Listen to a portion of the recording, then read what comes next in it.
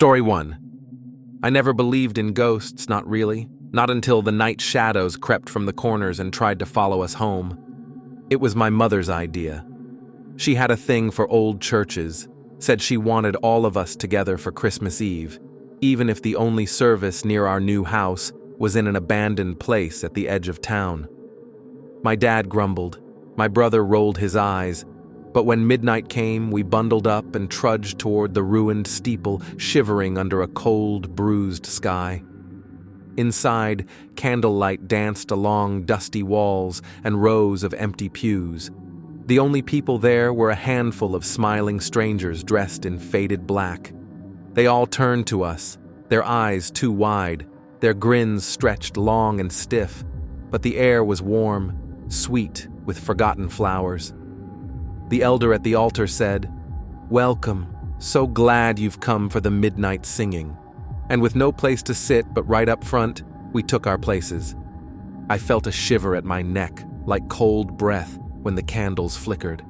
No wind, but their flames bent as if pressed by invisible fingers. The elder began to lead a hymn, and everyone's voices melted into a smooth, low hum. My brother poked me, nodding at a pipe organ covered by a dusty sheet in the corner. Suddenly, the organ's keys plinked softly. First one, then a scattered handful. Then the whole instrument burst into chords, echoing through the church as if someone, or something, was playing with invisible hands. The congregation's faces blurred. I blinked. My eyes watered. The music grew wild and trembling, and the air pressed into my chest, thick as fog. From the shadows behind the last pews, I saw shapes, tall and thin, stretching their arms out as though they were searching for someone. My mother's hand found my arm and squeezed tight. I whispered, "We should go." She nodded. Dad was already rising, but when he tried the heavy wooden doors, they didn't budge. The locks, rusted and ancient, looked jammed from the inside. My brother called, but his voice barely carried, swallowed up by that vibrating organ sound. The elder smiled, raising his hands. All at once the congregation turned to us, faces now pale and hollow-eyed. The hymn became a moan. I stared at the large mirror behind the altar. For a horrible moment, I saw not our reflections, but swaying, monstrous shapes with twisted lips and hollow holes for eyes, miming our every movement with jerky, desperate gestures. I shut my eyes. When I opened them, the church light seemed duller. The strangers' faces were less human now, all jaw and black gaps where teeth and tongues should be. I grabbed my brother's sleeve, but he was staring at his own hands, now flickering in and out of sight, as if we were becoming one with the shadows around us. The organ finally ceased, the last note lingering like a long-held breath. The elder's voice, suddenly ancient, like cracked stone, said, "Stay, the night's not finished." The walls seemed closer, the pews longer, endless. Candles died one by one. I could not remember the hymn we'd sung, could barely remember my mother's face for a moment. Every time I looked at the mirror, I saw the same half-formed monsters pantomiming our panic. Dad found a thin, broken window near the sacristy and shoved me through first. Freezing wind slapped my face, stinging me back to myself. Mom came next, dragging my brother. The elder's shadow reached after us, stretching across the broken tiles like smoke. We ran until our lungs burned, until the forgotten church was nothing but a hunched, roofless shape in the darkness. We didn't talk, not on the way home, not that night, not ever about what we had seen. But nights afterward, our mirrors flickered with curious movement.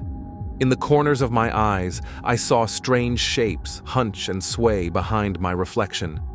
My brother started locking every door every night, begged us to hang blankets over our mirrors. My mother wouldn't attend services anymore. My dad, once a skeptic, began blessing our house with trembling fingers and whispered prayers.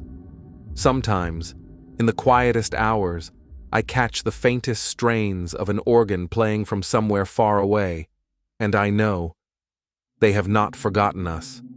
And when the shadows begin creeping across the ceiling, and the mirrors twist my face into something ugly and broken, I remember the elder's words, whispered too close. The night's not finished. And I believe him. Story 2. They say children can sense things adults ignore.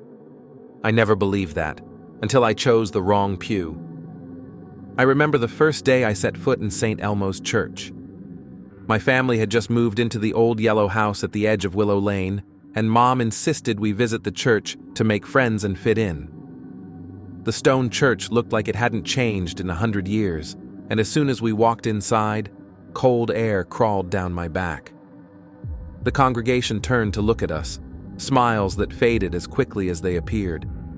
My brother tugged Dad's sleeve, but Dad only nodded for us to follow the usher.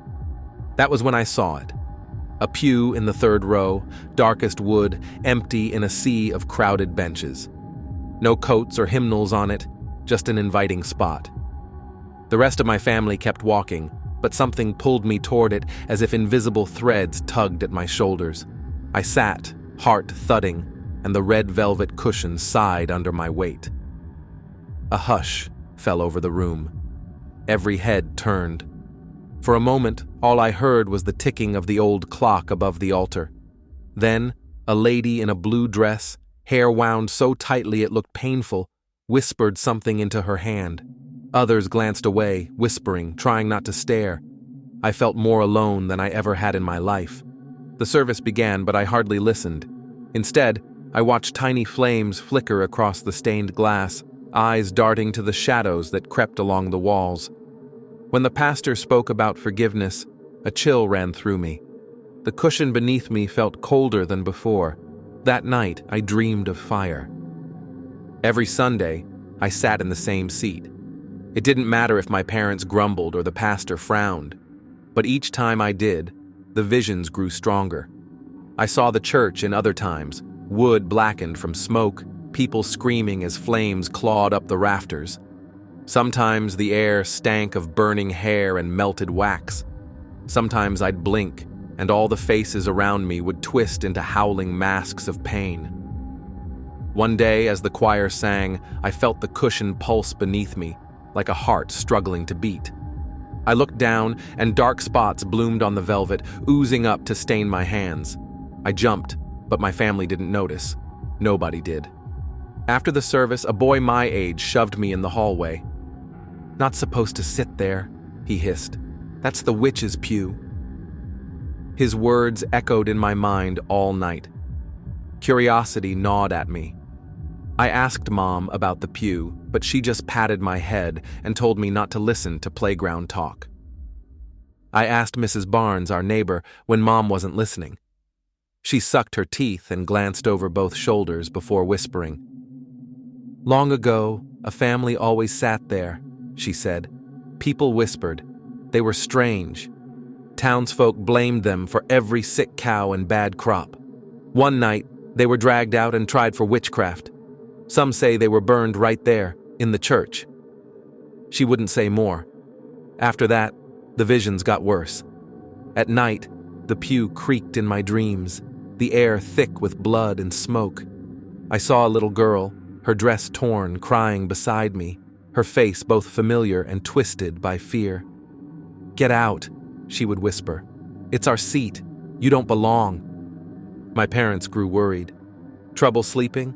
Mom asked, stroking my hair. I nodded and begged her to let us skip church. But next Sunday, she insisted we go and stay together. As soon as we arrived, I was drawn to that pew again. My family followed, maybe out of pity. When we sat together, the church felt colder than winter. The pastor's voice warped, echoing with every accusation, every hateful word once hurled at the family so long ago. When I turned, the benches behind us were full, not with living people, but with row after row of gaunt, smoky figures. Their mouths moved soundlessly. Their eyes were hollow and accusing. The air shimmered with heat, but I shivered. My father stood up, but his face twisted in confusion. "Can't move," he whispered. Mom squeezed my hand. The ghostly congregation reached out, fingers like branches, smoke curling around our arms. "We didn't know," I begged. "I'm sorry. Please." The pew groaned, ancient wood swelling and cracking beneath us.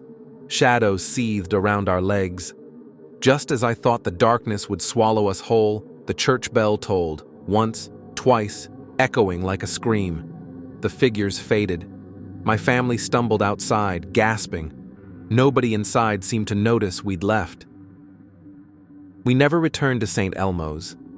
At night, though, I see flickering shapes in my bedroom mirror, and sometimes, in the corner of my eye, a little girl with burned hands sits waiting for me, hoping I'll come back to the only seat she ever called home.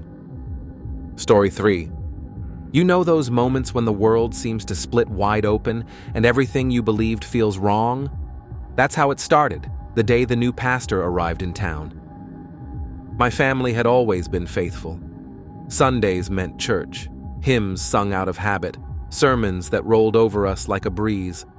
But when Pastor Samuel stepped up to the altar for the first time, the air felt different. He stood tall, his voice fierce and bright, every word laced with raw energy. I watched awe ripple through the crowd as heads leaned closer, as if his voice poured golden light into every crack. Weeks passed, and his sermons grew stronger, sharper. People whispered about visions and power, and how the night no longer felt safe. Then, one Sunday, everything changed. It was a hot morning. The windows steamed, even though it should have been cool. The church was packed, the congregation silent, as Pastor Samuel strode forward. His hands gripped the Bible hard, knuckles white. "My children," he whispered, voice shaking. "The world is falling into darkness. We must prepare." He started slow, but then words spilled out, wild and tangled, phrases that sounded like prayers, curses, riddles. His voice lost itself, rising and falling in strange chants. I looked at my mother. She frowned, clutching my arm a little too tight. Soon the temperature soared. Sweat dripped down my spine and pooled on the floor. Breathing felt like gulping hot smoke. Everyone looked around nervously, faces flushed and panicked. Pastor Samuel's voice grew louder, then split into shrill laughter and groans. The words twisted into threats, curses I didn't understand. Suddenly, people moaned, clutching their heads. A woman sobbed into her hands. My brother began to shake. Then the world snapped. Pastor Samuel rose, his feet leaving the floor. Just a few inches, just enough to make every heart in the room freeze. His body jerked, elbows out, eyes rolled back. A scream erupted. Not just human, not just animal, but a sound that scraped the soul raw. Every stained glass window rattled. Shadows clung to the walls, thickening, creeping. My skin burned, and when I looked at my family, I saw their eyes widen in terror. "We are watched," hissed the pastor, voice layered, dozens of voices tumbling over one another. "We are chosen!" Heat pressed down, suffocating. The crowd erupted in instinctive panic. Some people ran for the doors, scraping chairs aside, but the exit slammed shut with a boom. Others fell to the ground, clutching at invisible enemies. Two old men began to fight, eyes empty and wild. A child shrieked, crawling beneath a pew. The world fractured. Visions flickered across my eyes, flames swallowing the altar, twisted faces crying in agony, dark wings beating above us. My father tried to stand, calling for help, but was knocked aside as the chaos grew. The ceiling seemed to pulse, the lights flickering like 1,000 dying stars. Pastor Samuel twisted higher, his robe flaring out, now whispering, now chanting, now screaming curses at the congregation. My mother yanked my arm, dragging me and my brother toward the side door. Everything happened fast. Books flying, people clawing at each other, a thick, oily presence crawling across the room. We shoved through bodies, reached for the handle, and suddenly the door burst outward. We ran, my family and I, hearts pounding, heads swirling with images too terrible to describe. From behind, that horrible scream split the sky again. I glanced back. The congregation was driven mad, hands tearing at their faces, fighting, sobbing. The pastor hung impossibly, like a broken puppet, mouth stretched wide. We didn't talk for days. At night, I heard whispers crawling through the walls, felt the old church watching us from afar. In every dream, the pastor floated above me, eyes black and endless, mouth promising darkness. Sometimes now, I wonder if we ever truly left. If the curse followed us, like the eyes that burn holes in the back of my mind, I no longer pray, I no longer hope. All I do is remember the voice that was not a voice, that scream that was not meant for any living thing. And every Sunday, when the bells toll, I tremble, afraid that the world will split open once again and drag us all into the darkness we barely escaped. Story 4. Have you ever felt ice in your veins, not from cold, but from the certainty that someone or something is watching you? If you haven't, don't go looking for it in a haunted church. I did, and I wish I'd never set foot inside. It started as a joke, honestly. Our town was small, and the old church on Blackwood Hill had been abandoned for years. Everyone called it God's empty house. Some said we'd find ghosts. Others claimed we'd just find dust. My family, me, my big brother Sam, my little sister Lila, and Mom decided one Saturday night we'd solve the mystery. I brought a Ouija board, pried from an old attic box. The moon was thin, shadows spilled long over the church steps. Sam laughed at me, trying to fit the board into my backpack. Mom shook her head but followed us inside. The wooden doors groaned, then slammed behind us with a sound too loud for such an empty place. The sanctuary was dust and echoes, rows of creaky pews, stained glass so grimy it blocked the stars. Lila hugged her stuffed rabbit, her eyes big and quiet. We gathered in the center aisle, the Ouija board set before us on a pew. Sam lit a candle with trembling hands. Mom muttered, "Just a silly game." Spirits aren't real. I pressed my fingers to the planchette, heart thudding. Lila did too. "Are there any spirits here?" Sam asked. For a moment, nothing. Then, the planchette jerked sharply, gliding to yes. Lila gasped. The wind outside threw itself against the windows, rattling the frames. I laughed nervously, but the room felt different. Too cold, too heavy. "What's your name?" I asked. This time, the Ouija spun around before landing on the last row. A deep groan rolled through the church, and suddenly every pew scraped across the stone floor, moving as if pushed by invisible hands. Lila started crying. That's when the doors slammed again, and a shriek ripped through the sanctuary, making every candle gutter. Mom grabbed us tight. Sam was pale, eyes glued to a shadow twisting itself through the center aisle. "Who are you?" I whispered, voice trembling. The planchette skidded off the board. Stones rattled across the floor, clattering from the corners. I felt something brush my shoulder, cold fingers, almost real. Lila's rabbit fell and tumbled into the aisle, and she screamed. A voice, low and broken and everywhere at once, growled, "Leave!" Whispers crawled over the walls, words tangled and sharp. The windows fogged up from the inside, shapes swirling in the glass. "Let us go!" Mom shouted, yanking at the door, but it wouldn't budge. Sam tried to comfort Lila, but she was already shaking, eyes locked on the ceiling as more stones dropped from nowhere, clinking against the wood. The pews kept moving, scraping their legs like a herd of animals. The candle flames stretched tall, wavering like a warning. Then, out of nowhere, Sam's body lurched forward, as if something grabbed him. He was yanked down the aisle, screaming, heels scraping against stone. Mom and I dived after him, trying to hold him back, but invisible hands tugged harder, pulling him closer to the last pew. For one terrible moment, I saw him frozen, mouth open in a silent scream, his eyes huge with terror. The shadows wrapped around him, lifting his feet off the ground. I yelled, "Give him back!" The air exploded with whispering laughter. Mom's voice broke into sobs. Lila shrieked, crawling for her rabbit. The wind inside the church built into a roar. Then, just as quickly as it began, Sam crashed to the floor at Mom's feet. The doors finally burst open, slamming into the stone walls. I didn't think. I grabbed Sam's arm, dragged Lila. Mom carried the Ouija board, shaking as if possessed herself.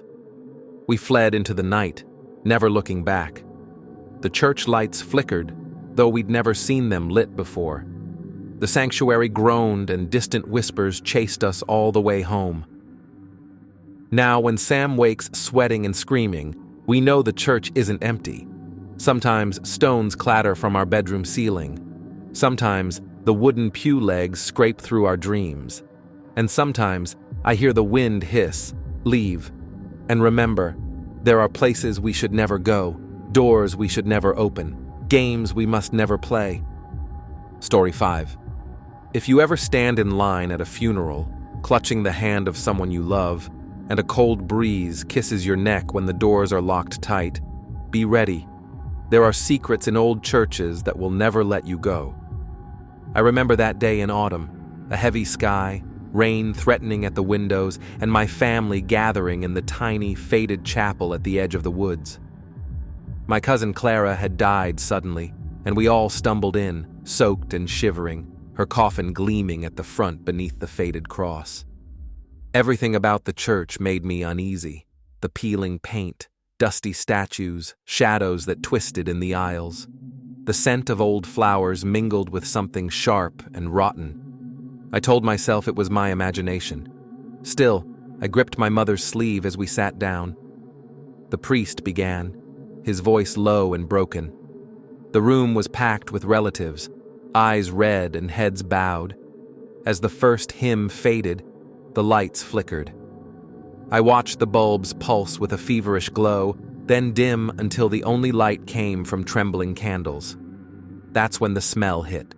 A thick, sickening stench that oozed through the pews, sour and animal and wrong. People coughed and fanned their faces. I pressed my hand over my mouth, but the odor clung to my skin, sticky and rotten. I glanced at the coffin. Something was wrong. From the back row, Mrs. Jolly gasped. Others craned their necks.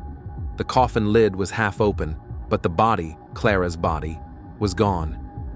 In its place, slumped and rotting, was an effigy, a grotesque straw doll with a stitched smile, dressed in Clara's funeral gown, its eyes made of dead flowers. A cold wind tore through the chapel, as if the building itself had drawn breath. The back doors shuddered, and with a thunderclap, the storm outside crashed against the stained glass. Lightning split the sky, throwing wild shadows across the altar.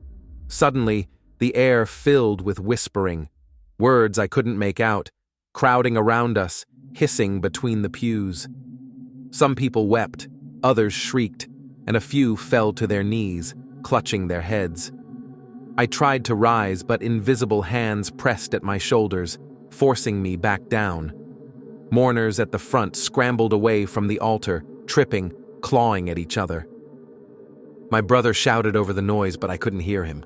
The candle flames shot high, casting warped shapes on the walls, and the grotesque effigy seemed to jerk toward us, its head snapped at an impossible angle.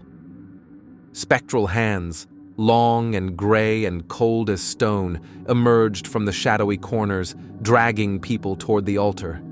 My aunt's heels scraped grooves in the dusty floor as two pale arms wrapped around her, pulling her forward. My mother screamed, lunging for her. I tried to follow, but the same icy grip closed on my ankle, rooting me in place. Above us, the storm howled. Water battered the windows. The lights flickered again, and in the broken illumination, figures appeared all through the church, shadow people lingering between this world and the next, their eyes empty.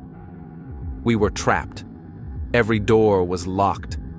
The priest sobbed and muttered prayers, pinching his rosary with white fingers as he backed away from the altar. The effigy's mouth seemed to stretch wider, its arms spilling out more straw, reaching toward us. One by one, the mourners fell, fainting, screaming, or simply vanishing, dragged under the shadow waves. Shapes flickered at the stained glass, faces I almost recognized. Clara, maybe, among them. In the chaos, Mom grabbed my hand, yanking me down an aisle. My brother caught up, gasping, his eyes wild. We pushed through the crowd, hands and shadows grabbing at us, until we reached the side door. We pounded and clawed desperately at the wood. Behind us, the storm settled. The whispers died. One cold, clean voice called our names. I dared to look back. Every pew was empty, except for the effigy, sitting where Clara's body should have been, grinning with dead eyes. The lock gave way with a groan, the door crashing open onto the sodden grass. We ran blindly out into the storm, thunder chasing us through the cemetery. Only when we reached the road did we look back, finding the church black and silent, its windows watching. We never found Clara's body. Some nights, I hear the whispers, smell that stench, and dream I see her in the pews, reaching out with straw-stuffed arms, waiting for us to finish the funeral that never truly began. Story 6. If you think funerals are just somber goodbyes, you haven't been to one where the dead refuse to stay silent. It was a cold, gray afternoon when we gathered inside the old church to say goodbye to Aunt Mary. The sky was heavy, the wind tugging at the bare branches outside, as if warning us to stay away. The church sat on the edge of town, its stone walls weathered and stained, like it carried centuries of sorrow. Inside, the air was thick, not just with grief, but something else. Before the ceremony even started, I noticed the lights flickering, dimming and brightening in uneven pulses. No one else seemed to care. Mourners found their seats, softly whispering prayers. I sat near the front, eyes flicking to the coffin gleaming with polished wood and silver handles. Mary's body lay still beneath a pale silk cloth, peaceful as if just asleep. The priest began his prayers, his voice steady but low, trying to hold the room together. But then, the flickering grew worse. Shadows danced at the edges of my vision, pale hands tracing unknown shapes on the walls. And suddenly, a horrible, choking stench spilled through the room, the smell of rot and smoke and something I couldn't place. Someone gasped. Others paused, coughing, fanning the air. But the smell didn't fade. Instead, it thickened, filling every corner. I looked back to the coffin, and my breath stopped. The polished lid was slowly sliding open. We expected to see Aunt Mary. Instead, there was nothing. No body, just darkness yawning beneath the silk cloth. Before I could scream, the lid popped fully open, and rising where she should have been was a grotesque effigy. It was crudely made but horrifyingly lifelike. A twisted doll of straw and bits of cloth, stitched with dried flowers for eyes, and a mouth stitched into a cruel, permanent smile. The mourners gasped and stumbled back. Confused whispers turned to panicked cries. Suddenly, spectral hands, pale and translucent, started emerging from the walls. They reached for the terrified crowd, grabbing wrists, tugging coats, dragging people toward the altar. My mother screamed and grabbed me, but even she couldn't break free from those ghostly fingers clutching at her arms. The church filled with hysteria. People screamed and cried out as invisible forces pulled them closer to the twisted straw doll where Aunt Mary's body should have been. The storm outside broke loose with a rage. Thunder clapped like the drums of judgment. Rain hammered against the stained glass. Lightning lit the room in harsh flashes, revealing the shadows, unliving faces staring from every dark cranny and every pew.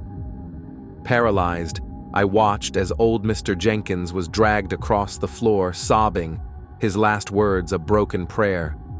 My little sister shivered, clutching my hand so tight her nails bit into my palm. The priest, white-faced and trembling, tried to read scripture, but his voice cracked and faltered. His prayers seemed to stir the darkness instead of pushing it away. The altar pulsed with an eerie light. A terrible glow like a wound opened deep inside the church. The straw effigy twitched, its stitched smile widening as though feeding on our terror. I fought against the hands taking me, my heart pounding in my ears. The line between the living and the dead blurred until the church felt like a nightmare made flesh. Then, in one shattering instant, the doors slammed shut with a deafening bang. We were trapped inside, caught in the storm's furious grip and whatever curse held this place. Desperate, my family and I gathered our strength. We begged, we prayed, we pushed against invisible chains. Slowly, they loosened. We fled, running through the downpour as the screams echoed behind us, the strange coldness humming in our bones. Since that day, the shadows haunt my dreams. The echo of spectral hands scraping the wooden floor never leaves me, nor the sickening stench that clung to my clothes long after we left. I learned that some funerals are more than ceremonies. They're warnings. Some dead refuse to rest, and some churches hold secrets that only open when the storm rages and the line between life and death disappears into the dark. So beware the flicker of lights in an old church, the stench that no candle can chase away, and the puppet waiting where the dead once lay. Some places are not meant to say goodbye. They are meant to never let go. For more stories like this, share and subscribe Goofy Horror.